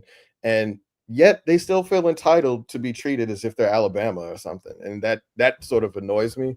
But I will say, I mean, for all the talk about how big and bad the SEC is, and these teams, they're not going to be able to hold up when they get over here to the SEC.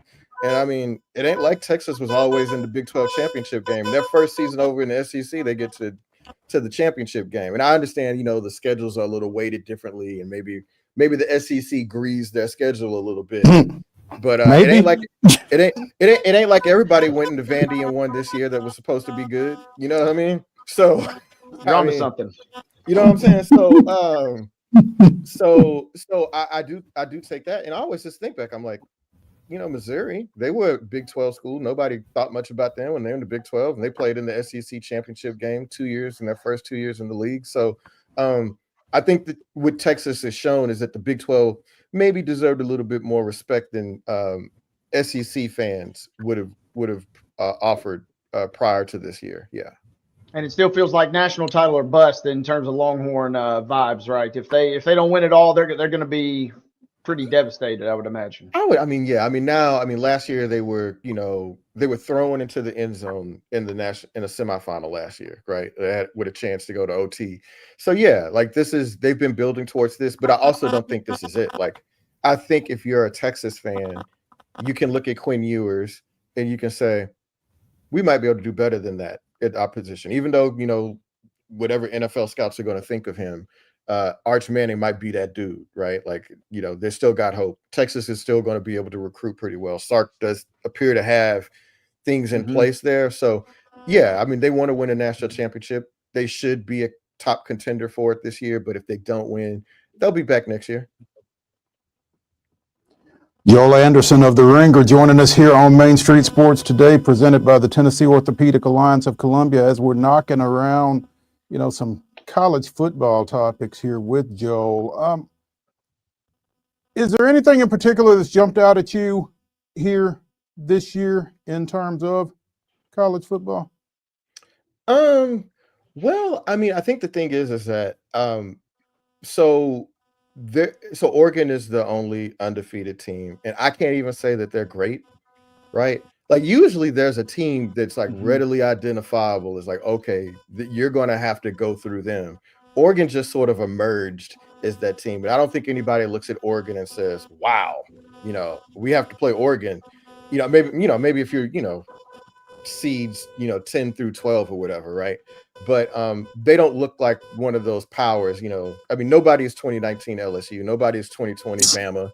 You know what I mean? So I've been trying to theorize why that is. I do think that NIL has made it teams to build the sort of depth that they've had, and you don't necessarily get like a quarterback like Dylan Gabriel has played at 3 schools, for instance. The quarterback at Oregon, and so you don't get to build, and so there's not that a team that goes into, wherever, and they win 8 games one year, 10 the next, and then okay, now they've finally come through. You just kind of don't know what you're going to get from year to year. We thought Ohio State was going to be like one of the best teams ever this year. Like, for what they paid for that roster, they were supposed to be that behemoth, and you kind of see they get a few injuries on their offensive line, and all of a sudden it's not quite what we thought it was going to be.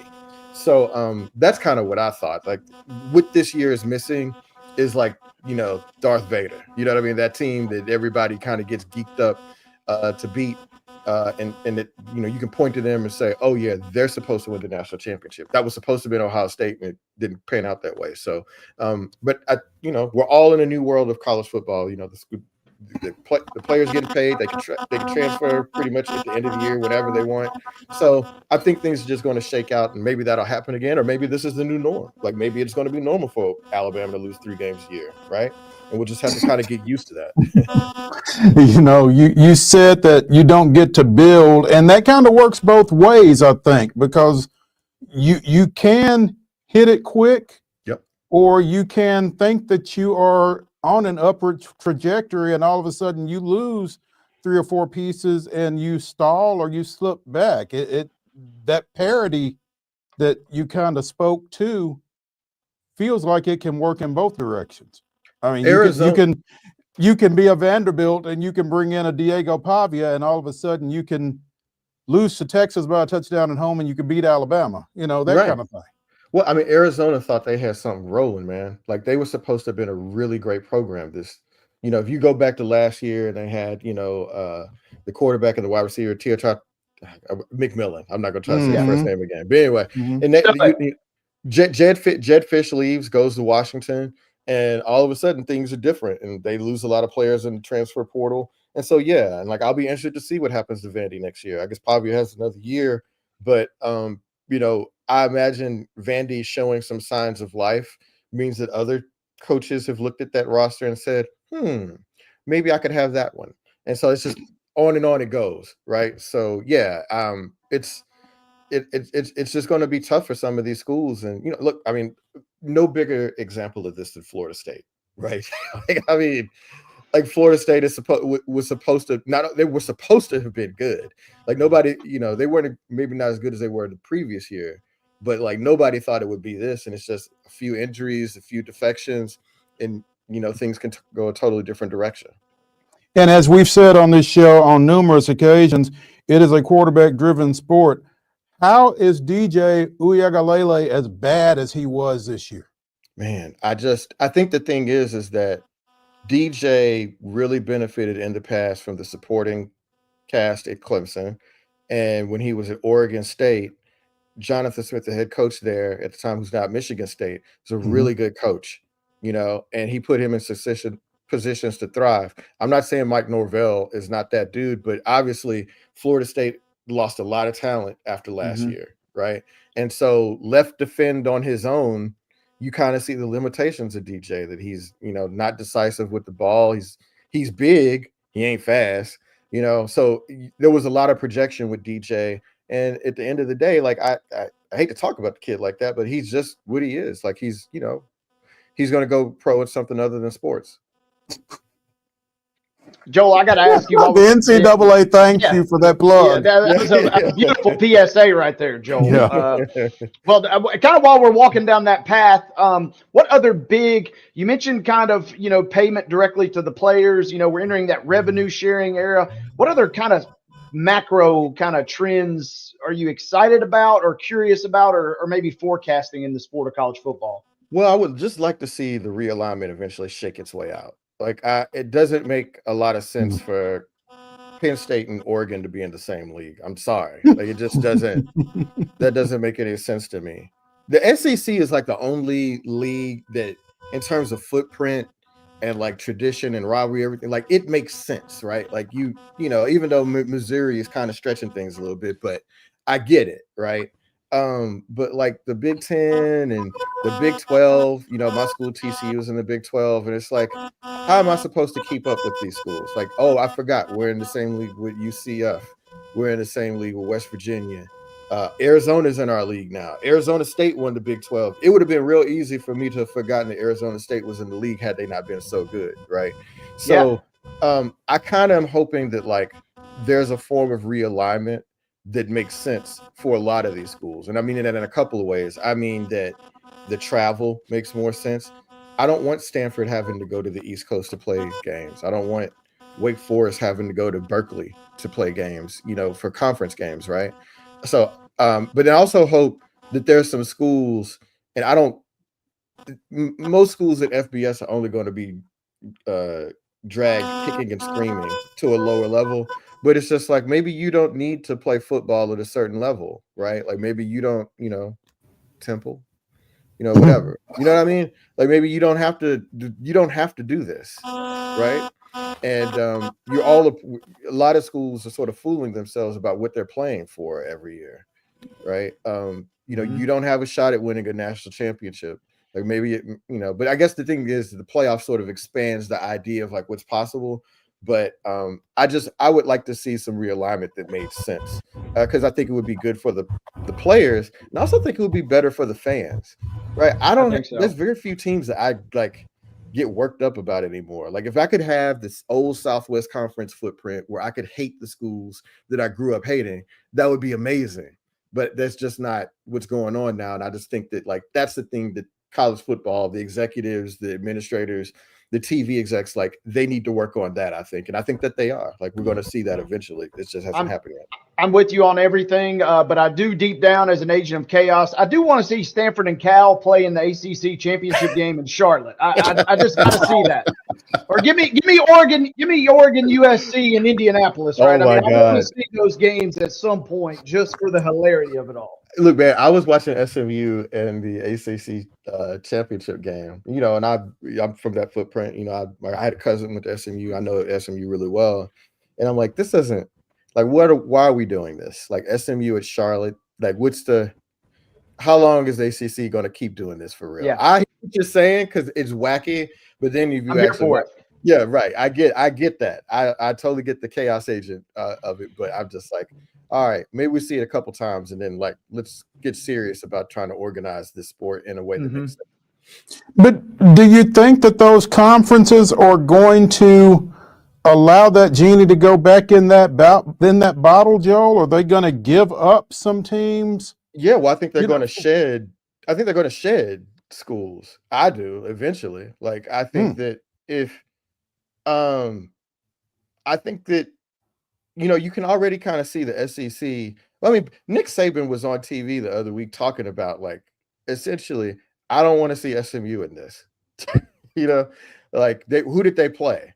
Well, I mean, they played the ACC. I guess he doesn't have a lot of respect for the ACC, right? But some of that is because of like who all is in the ACC, right? And so I think that some schools are sort of fooling themselves if they think that they're going to be able to sort of ride the gravy train forever. Like, does SEC need Mississippi State forever? Right? Like, can they make Arkansas Mississippi State? You know what I mean? Like that sort of thing. And so Purdue, like how long can Purdue ride the Ohio State Michigan gravy train? Like, I mean, I know this is sort of fanciful. It might not happen like that, but I do think that the administrators at those really big schools, the ones that make the money and drive the revenue and drive the TV ratings, they're thinking about why I got to share money with them schools. They're not pulling their weight. Like nobody's showing up to see you, Northwestern. You know what I mean?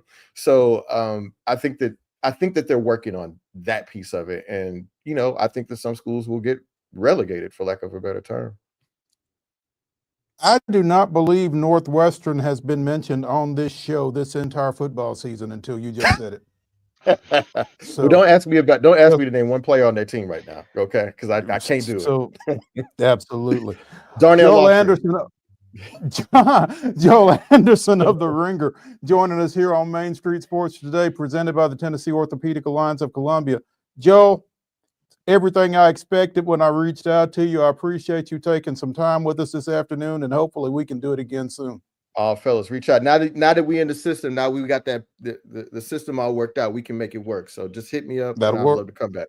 All right. Thank you, Joel. Sounds good, man. We appreciate you. All right, likewise, fellas. Y'all take it easy now. Good weekend. Thank you.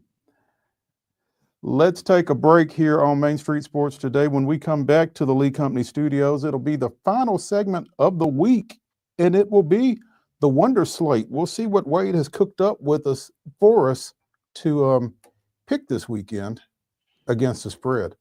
Stay tuned.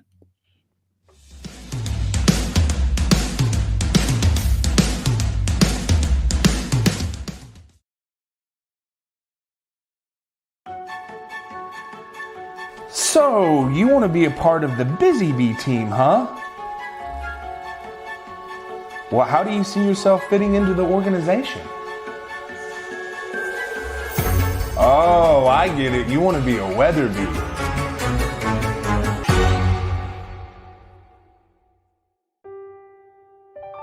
This holiday season, the largest lantern festival in the country returns to Nashville Zoo.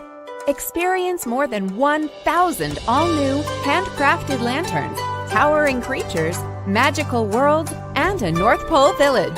At the center of it all, the Smashville Ice Rink. Welcome back to Zoolumination at Nashville Zoo. Bigger, brighter, and better than ever.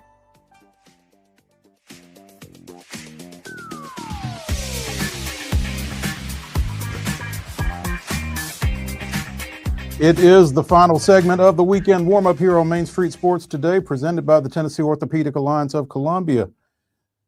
We're going to try to pick some college football games against the spread from this weekend's schedule. Mr. Neely, what you got for us? Let's go to the Wonder Slate, Mo. It's bowl season is upon us, and we will take a stab at what we got. Championship week. Mixed results for both of us, but we head into the final regular season game as well as bowl coverage. And ironically, they'll get kickstarted simultaneously. We start with the one we just mentioned a moment ago, Army and Navy. They'll meet at the Commanders Stadium up there in Landover, Maryland. Mo, Army is favored by 6. The game kicks off at 2 o'clock on CBS. Army is a 6-point favorite. I am, given the way Navy has played the last few weeks, I think I'm going to go with the Black Knights here. I like Army by about a touchdown. Yeah, this game always is close, but we haven't seen it where both teams have come in kind of on with a successful season by and large. So I'm kind of a little out of sorts on maybe who to go with here. I'm just going to go with recency bias. And yeah, Army looked really good versus Tulane. More on them in a minute, but Army looked pretty good. And if it's a touchdown, we still cover that 6. So I'm taking Army as well in our big game. That should be a fun one. Always is at 2 o'clock again on CBS. Speaking of the troops, Mo, the Salute to Veterans Bowl will kick off down in Montgomery, Alabama tomorrow night at the Crampton Bowl there. It's an 8 p.m. kick on ESPN. Western Michigan is taking on USA, fittingly enough, for the Veterans Bowl there. South Alabama is favored by 8.5. 8.5.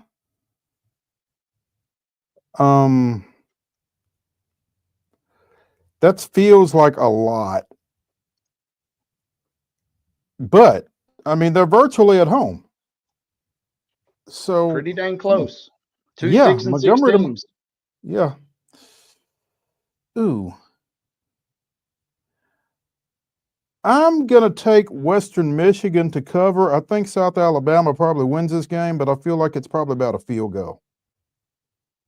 I don't got a feel for either way on this game, so I'm just going to go with what you just mentioned. Give me the home field advantage, so to speak. I don't know that the Broncos travel as well as the Jags in this one. So I'm taking USA minus 8.5.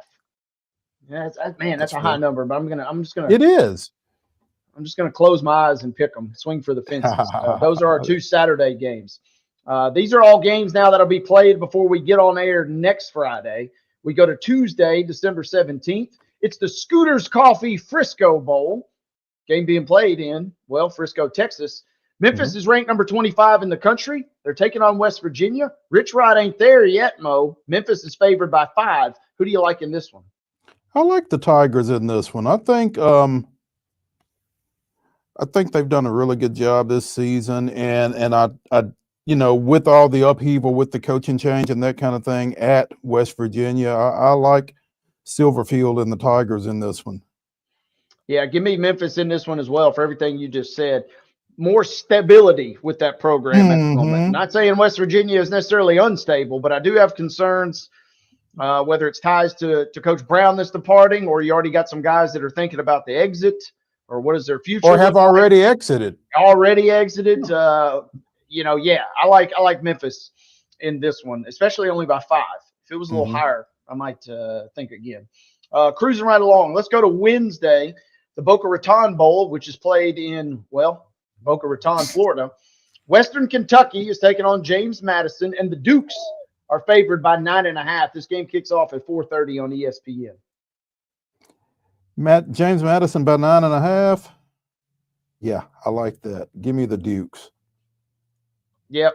Got a couple factors going for us here, Mo. Number one, we hate Western Kentucky. Number two, our boy Scott Combs is part of that staff on basketball up at James Madison. So we can't go against James Madison in this one. I think they win by 10+. I'm taking JMU in the Boca Raton Bowl. I don't think Western is North Carolina, and James Madison hung 70 on the Tar Heels. So, I'm not saying they're going to score 70 against the Toppers, but I think they win by at least 10. So I feel pretty good about this. Yeah. James Madison was unlucky in a sense. They blew a lead versus App State. Otherwise, they would have probably been playing in that Sun Belt Championship. So, and it's always great to pick against Western Kentucky. So give me JMU in that one. Another game on Wednesday night. It's the Art of Sport LA Bowl. Not sure what any of that means, but it's played in Inglewood, California. California, the Golden Bears, they are favored by 1.5 versus everybody's happy-go-lucky UNLV Rebels. That game kicks off at 8 o'clock on ESPN mode. Man, if Barry Odom was there, I would have no qualms about picking UNLV. I think I'm still going to go with the Rebels. I like the season that they've had to this point. Cal's just glad to be playing a little closer to home after playing an ACC schedule all year, but give me the Rebels. I was hoping you'd pick Cal because I think UNLV wins this game as well. I think their roster is just flat out just more talented. And even though there's some consternation, obviously, with the coaching change going on, I think they find a way to win this game, and therefore cover that 1.5. And hey, if they lose by 1, we're still covered. I am fascinated though by suddenly UNLV being someplace for coaches to go and reboot. Odom and now Dan Mullen taking that spot. So it's kind of the rebirth of a program out there. But yeah, I like the Rebels in this one. Yep, give me UNLV in that one. They're ranked number 24. Cal is pedestrian at 6-6. So something's up with that game. Let's just circle back to that one. I feel like Vegas is trying to tell us something, but I'm taking UNLV in that one. Hey, the game that Joel just talked about, Mo, Thursday, December 19th, it's the R&L Carriers New Orleans Bowl. Dwight Dasher ain't playing in this game. It's Georgia Southern and Sam Houston. Georgia Southern is favored by 6. Sam Houston lost its coach as well. KC Keeler taking the Temple gig here not too long ago. On the basis of that, I'm going to go with Georgia Southern, the Eagles, in this one. You make me nervous saying stuff like that because I was all feeling good about picking Sam Houston, and now I'm having a little doubt creeping in. You made a compelling argument, but I've enjoyed kind of keeping up with Sam Houston a little bit this year. The Bearcats with a K. With a K, they were right in the thick. They were part of that 4-team scramble in CUSA in the final 2 weeks of the season. I think they still got the juice. I think they got a really talented team. If they don't cover, it's for all the reasons you just said a moment ago, but I think they find a way to scratch it out. Maybe even win that game. I'm going to whisper that one, but give me Sam Houston in that showdown as well. Final 2 games. The playoff game, we'll get a chance to pick it next Friday, so don't fret, everybody. But first, 11 a.m. If you wake up on Friday, you got football right at your fingertips. It's the Staff DNA Cure Bowl, played down in Orlando, Florida. The Ohio Bobcats, the MAC champions, are favored by 3 versus Jacksonville State. Ohio really got me in the MAC championship game in a big way because I took Miami of Ohio and got slapped. Jacksonville State will be without its coach as well, as he is headed off to Morgantown to put out some burning couches, I would imagine, by this point. But I don't think I can let the Bobcats get me twice. Give me Ohio here. Yeah, I think all things I think Jacksonville State is probably just as good, if not slightly better, with Rich Rod. But man, I don't even know this. I don't even know if he's coaching the bowl game. I think they might. I would assume that he's not. I would assume that he's know. not, but I can see them, after all he's done, giving them one final hurrah. But I think Ohio's a pretty good team. I'm taking the Bobcats as well, winning by 3+ versus Jack State down there at Camping World Stadium in Orlando. So give me them. Final game on the slate. It's the Union Home Mortgage Gasparilla Bowl. Be played down in Tampa, Florida. Somehow, some way, the Florida Gators scratched and clawed their way to bowl eligibility, and their reward is they get to play Tulane, Mo. Florida is favored by 14 in this showdown. Florida is a 14-point favorite? 2 tutties. Now here's the deal. Again, Tulane's quarterback went into the portal. He is committed to Duke. I don't know who plays quarterback for Tulane in this ball game. So maybe that's where this number comes from, because under normal circumstances, I would have a tough time picking Florida by 2 touchdowns against this Tulane team that's been pretty good over the course of the season. But I don't know what the green wave is going to look like in this ball game. And, Florida played its way off the mat here of late. So flying a little blind in terms of Tulane's personnel, but I do know DJ Lagway is there for the Gators, and that might be enough. Give me Florida. Yeah, I'm taking Florida as well. This game, if we'd picked it earlier in the week, we could have got it at 11.5, but everybody's rushing to bet the Gators, so that's bumped it all the way up to 14. I'm going to take the Gators as well. I like Tulane. They've had a great season, but man, they kind of fizzled down the stretch. They had a lot going for them. They were right there in the thick of that potential playoff bid discussion, and it all came crumbling down in the final 3 weeks of the regular season. So maybe they right the ship. I don't think so, though. I don't think this is Tulane versus USC from a couple years ago. I think this is Tulane rolling over. Give me the Gators by 14. Man, yeah. I wish that was 13.5, though. I'll tell you that much. There is the Wonder Slate. We will come back next Friday and hit on some playoff games and some more bowls as well, I reckon. But we got more bowls. Starting next week, basically everybody checks out. You get to check out for the next 2 weeks. You get to veg out. You get to eat a bunch. You get to hang with your fam. And if you don't like doing either one of those, you get to fire up a bowl game. So there's always something on. I love it. Without a doubt. Looking forward to that. That's going to do it for the weekend warm-up edition of Main Street Sports Today, presented by the Tennessee Orthopedic Alliance of Columbia.